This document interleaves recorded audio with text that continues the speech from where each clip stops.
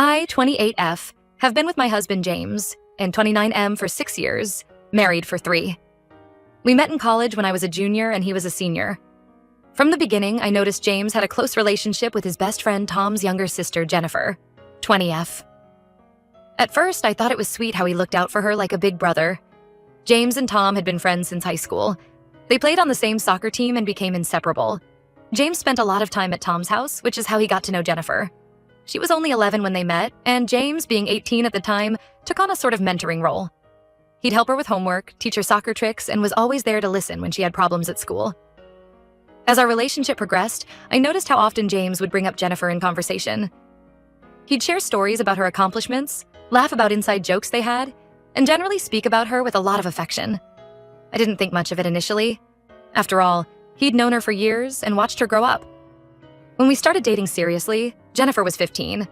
She'd often ask to tag along on our dates, especially if we were going to the movies or grabbing ice cream. James always seemed happy to include her, and I went along with it because I wanted to make a good impression on his friends and their families. Plus, Jennifer was fun to be around. Bubbly, quick-witted, and always up for an adventure. As time went on, though, I started to feel a bit uncomfortable with how much attention James gave her. There were times when we'd be on a date, and he'd spend half the time texting Jennifer or showing me funny memes she'd sent him. I tried to brush it off, telling myself I was being silly for feeling jealous of a teenager. When we got engaged after 3 years of dating, Jennifer's reaction stuck with me. She pulled James aside at our engagement party and made him promise that getting married wouldn't change their relationship. I overheard her saying, "You can't forget about me just because you're going to be a boring married guy now." James laughed it off, assuring her he'd always be there for her. Despite my misgivings, I made Jennifer one of my bridesmaids. I thought it would help us bond and maybe ease some of the tension I was feeling. On the surface, everything seemed fine. Jennifer was enthusiastic about helping with wedding planning and seemed genuinely happy for us. But there were moments, like when she insisted on having a dance with James at the reception that lasted a bit too long, or when I caught her wearing his jacket at the end of the night. That made me uneasy. Shortly after the wedding, we moved to a different state for James's job. Part of me was relieved to have some distance from Jennifer and the rest of Tom's family. We lost touch with a lot of people back home, and for a while, things were great between James and me. We were focused on building our life together, exploring our new city, and settling into married life. But even with the distance, Jennifer remained a presence in our lives. She'd call James regularly, send him long emails about what was going on in her life, and tag him in countless social media posts. James always said I was reading too much into it, that Jennifer was just going through typical teenage stuff and needed a friendly ear. Last month, everything came to a head when Tom came to visit us and brought Jennifer along. She's 20 now, in her second year of college, and I was shocked by how much she'd changed. Gone was the gangly teenager I remembered. In her place was a confident, attractive young woman. As soon as she saw us, the first thing Jennifer said was how hot James had gotten, and how glad she was that he didn't look like a boring married guy. Throughout their visit, Jennifer seemed to ignore my presence and was constantly trying to be close to James. She'd touch his arm when laughing at his jokes, sit unnecessarily close to him on the couch, and find excuses to be alone with him. I tried to rationalize it at first. Maybe she was just excited to see him after so long. Maybe I was overreacting. But as the visit went on, I couldn't shake the feeling that something wasn't right. I finally worked up the courage to talk to James about it. I told him Jennifer's behavior looked inappropriate and asked him to tell her to tone it down. He dismissed my concerns, saying Jennifer was just immature and acted that way with everyone. He reminded me that he'd known her since she was a kid and that I was reading too much into things. On their last night here, we hosted a dinner party for Tom, Jennifer, and a few of our local friends. Throughout the evening, Jennifer kept pulling James away to play games or chat, giggling at me whenever I tried to join them. I felt like I was being deliberately excluded in my own home. The breaking point came at dinner. Jennifer came in last and dramatically announced there were no seats left. Then, to my horror, she plopped herself right on James's lap. The room went silent. I waited for James to say something, to tell her to get off, but he just laughed awkwardly and said, "Come on, Jennifer, you're not a kid anymore." Jennifer got up, giggling and winking at me as she took another seat. I was furious. Not just at Jennifer's blatant disrespect, but at James for not shutting it down immediately. I excused myself, got in my car, and drove to my sister's house. I needed space to calm down before I said something I'd regret. An hour later, James called asking where I was. I told him I was at my sister's and would come home after Jennifer left. He got angry, accusing me of overreacting and embarrassing him in front of his friends. I couldn't believe he was more concerned about how it looked to them than how I felt. When I came home the next day, we had a huge fight. I told James how hurt I was by Jennifer's behavior and by him enabling it. I brought up all the little incidents over the years that had made me uncomfortable, the long phone calls, the inside jokes, the constant texting. I told him it felt like Jennifer was more important to him than I was. James got defensive.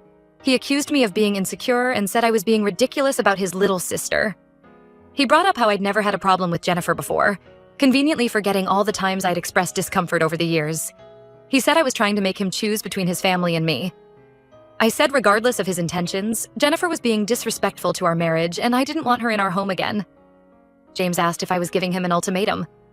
I asked if he was really willing to disregard my feelings for Jennifer's sake. The argument escalated, with both of us saying hurtful things. Finally, James said he couldn't live with someone so insecure and controlling. He packed a bag and left to stay with his parents. It's been a week and he's barely responding to my texts or calls.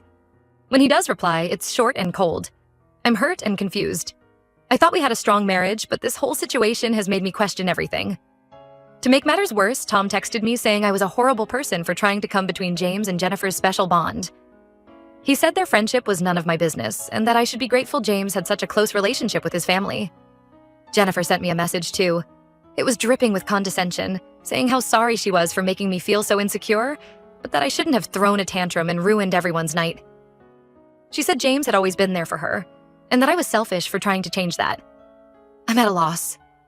I love James, but I'm so hurt by how he's handled this. Am I crazy for being uncomfortable with their relationship? How can I make him understand my perspective? I don't know how to move forward from here. Part of me wants to fight for our marriage, but another part wonders if I'll ever be able to trust him again. How can I compete with a bond that's been there since before I was in the picture? I keep replaying everything in my mind, wondering if I really am overreacting.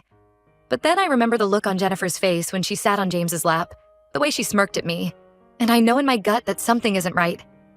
I just don't know what to do about it. Edit. Thank you all for the supportive comments. To clarify some things, James and I are 29 and 28. Jennifer is 20. James has known Jennifer since she was about 7 years old. At the dinner party, it was me, James, Tom, Jennifer, and 2 other couples, all close friends. I've reached out to one of the other couples who were there to get their perspective on what happened after I left. Update 1. First, I want to thank everyone for their support and advice. It's been incredibly helpful to get outside perspectives on this situation. The past week has been a roller coaster of emotions, and I'm grateful for this community's support. I spoke with our friends Sarah and Mike, who were at the dinner party. They've been our friends since we moved here, and I trust their judgment.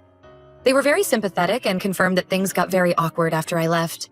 Sarah told me that she and the other women at the party had confronted Jennifer about her behavior. They told her it was disrespectful to me and to my marriage with James. According to Sarah, Jennifer burst into tears, claiming everyone was attacking her over a silly joke, and that she didn't mean any harm. Sarah said Jennifer's reaction seemed over the top and manipulative, like she was trying to make herself the victim. Mike told me that he and the other guys had pulled James aside and told him he needed to set clearer boundaries with Jennifer. Mike said James seemed really conflicted and upset, unsure of how to handle the situation. Apparently, James kept saying he didn't want to hurt Jennifer's feelings or damage his friendship with Tom. This information made me feel somewhat validated, knowing others had seen the inappropriate behavior too. But I was still hurt that James hadn't stood up for our marriage in the moment. It bothered me that he seemed more concerned about Jennifer's feelings than mine. I decided to reach out to James's parents to get their take on the situation. His mom, Linda, has always been kind to me, and I hoped she might be able to offer some insight or help. Linda was shocked when I explained what had happened. She had no idea about the dinner party incident or that James was staying with them because of our fight. Apparently, he'd just said we'd had a small disagreement and he needed some space. This hurt me even more. James wasn't even being honest with his parents about why he'd left. As I filled Linda in on the details, including the history with Jennifer, she grew increasingly upset. She said she'd always thought Jennifer's attachment to James was a bit odd, but had assumed it was harmless. Linda shared some background I hadn't known before. Apparently, when Jennifer was younger, her parents went through a nasty divorce. James had been a stable presence in her life during that time, often babysitting her or taking her out to distract her from the fighting at home. While this information helped me understand the roots of their bond, it didn't excuse the current situation. Linda agreed. She was furious when I told her about the lap-sitting incident and James's reaction. She promised to talk to James and try to make him see reason. A few hours later, James called me. He sounded upset and said his mom had read him the riot act. He apologized for dismissing my feelings and admitted that he should have shut down Jennifer's behavior immediately. However, he still maintained that I had overreacted by leaving the party. He said it made him look bad in front of our friends and that I should have talked to him privately instead of storming out. This frustrated me. I felt like he was still more concerned about appearances than my feelings.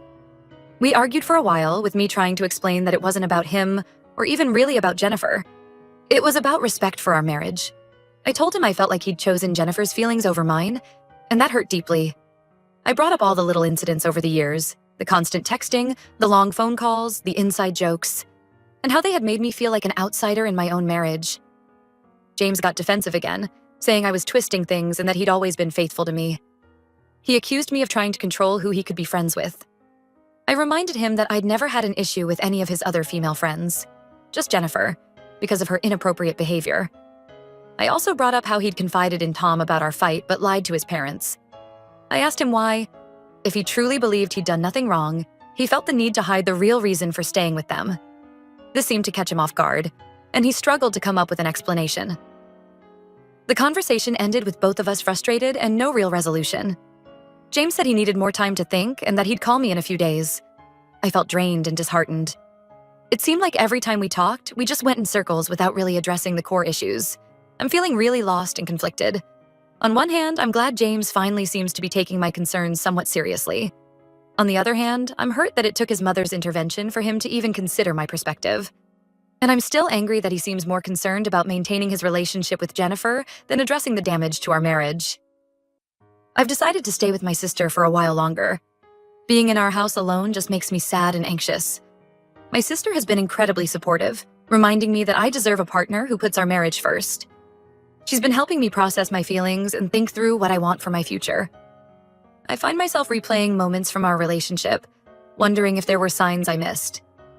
I remember how James would light up when Jennifer called, how he always seemed to prioritize her needs.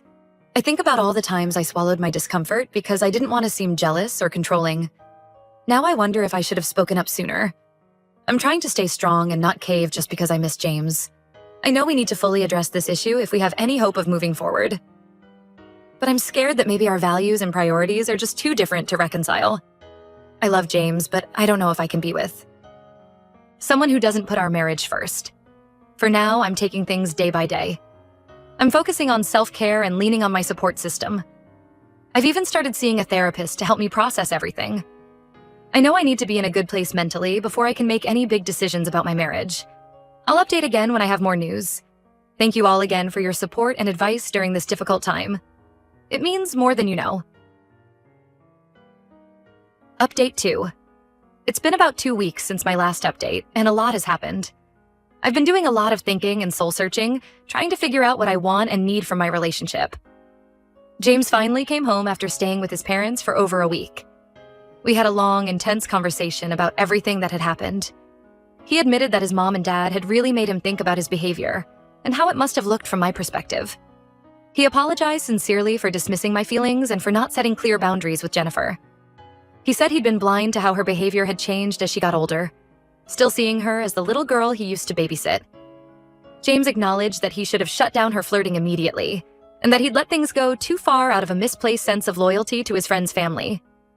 I appreciated his apology, but I told him I was still hurt by how quickly he'd left when we argued, and how he'd seemed more concerned with Jennifer's feelings than mine. We talked for hours, really digging into our issues around trust, respect, and priorities in our marriage. One thing that came out of our conversation was that James had always felt a sense of responsibility for Jennifer. He shared more details about her parents' divorce when she was younger. Apparently, it had been really ugly, with a lot of fighting and Jennifer often caught in the middle. James had been a stable presence in her life during that time, often being the one to pick her up from school when her parents were too busy arguing, or letting her hang out at his house when things were bad at home. While I could understand that history, I stood firm that it didn't excuse Jennifer's current behavior or James's enabling of it. I told James that for us to move forward, he needed to set clear, firm boundaries with Jennifer and prioritize our marriage. We also talked about how James had confided in Tom, but lied to his parents about why he'd left.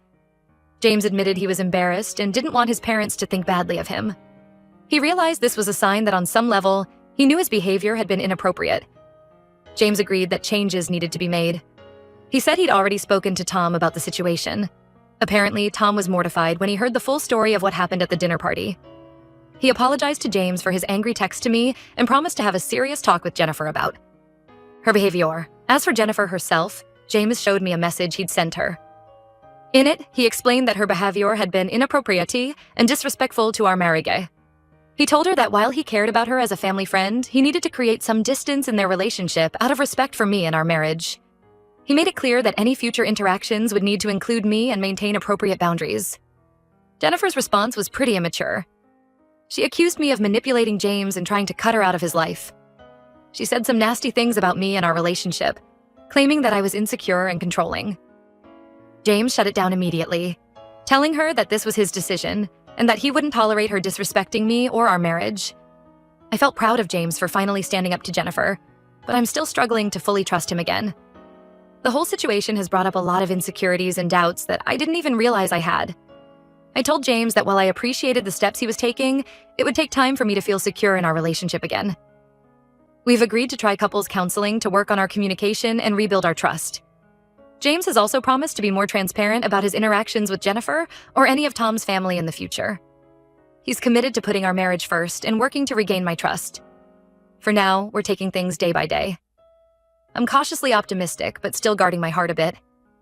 I know it will take time to fully heal from this, but I'm glad we're both committed to working on our marriage. I'm still staying with my sister for now, but James and I are spending time together each day. We're trying to reconnect and remember why we fell in love in the first place. It's been nice to just talk and laugh together without the shadow of this drama hanging over us. I'll update again if there are any major developments. Thank you all again for your support and advice throughout this difficult time. It's been a challenging journey, but I feel like I'm starting to see a way forward. Update 3. It's been about a month since my last update, and I wanted to share some final thoughts on this situation. A lot has happened, and while things aren't perfect, we're making progress. James and I have been attending couples counseling regularly, and it's been really helpful in improving our communication and understanding each other's perspectives better. We've had some tough conversations, but I feel like we're finally on the same page about priorities in our marriage. One major development is that James has decided to go low contact with Tom's entire family, including Jennifer. He realized that maintaining such close ties with them was causing unnecessary stress in our relationship. He's told them that while he values their friendship, he needs to focus on our marriage right now. Tom was understanding and respectful of James's decision. He apologized again for his initial reaction and said he hoped we could all move past this eventually. Jennifer, on the other hand, didn't take it well. She sent a series of angry messages to both of us, accusing me of manipulating James and ruining their friendship. She said some pretty hurtful things, bringing up private moments she'd shared with James over the years and implying that their bond was stronger than our marriage. James shut it down firmly, reiterating that this was his choice and that her behavior was exactly why he needed distance. He blocked her number and social media accounts, which I appreciate. It shows he's serious about setting boundaries. I'm proud of how James has handled things, but I'd be lying if I said everything was perfect now. I still have moments of insecurity or doubt, especially when I think about how quickly James was willing to dismiss my feelings initially. There are times when I wonder if he's truly changed or if he's just saying what he thinks I want to hear. We're working through these issues in counseling, and I can see real effort from him to rebuild my trust. He's been more open about his day-to-day activities, checking in with me regularly, and making a point to prioritize our time together. We've also been working on strengthening our own relationship, spending more quality time together and really focusing on each other. We've started a weekly date night where we try new restaurants or activities in our area. It's been nice to reconnect without the shadow of this drama hanging over us. As for me, this whole experience has taught me a lot about standing up for myself and my boundaries. I'm glad I didn't just sweep my feelings under the rug or let myself be gaslit into thinking I was overreacting. I've been working on being more assertive in other areas of my life too, and it feels empowering. I've also realized the importance of having my own support system outside of my marriage. My sister and friends have been invaluable throughout this process, offering a listening ear and outside perspective when I needed it most. There have been some unexpected consequences of this situation. Some of our mutual friends have taken sides, with a few suggesting I should just get over it and stop being so insecure. It's been hurtful, but it's also shown me who my true friends are. I know we still have work to do, but I'm cautiously optimistic about our future. James seems committed to making our marriage work, and I'm trying to open myself up to trusting him again. It's a slow process, but we're taking it one day at a time. Thank you all again for your support throughout this journey. Your advice and perspectives were invaluable in helping me navigate this difficult situation. I've learned so much about myself and what I need in a relationship. Whatever the future holds, I know I'll be okay.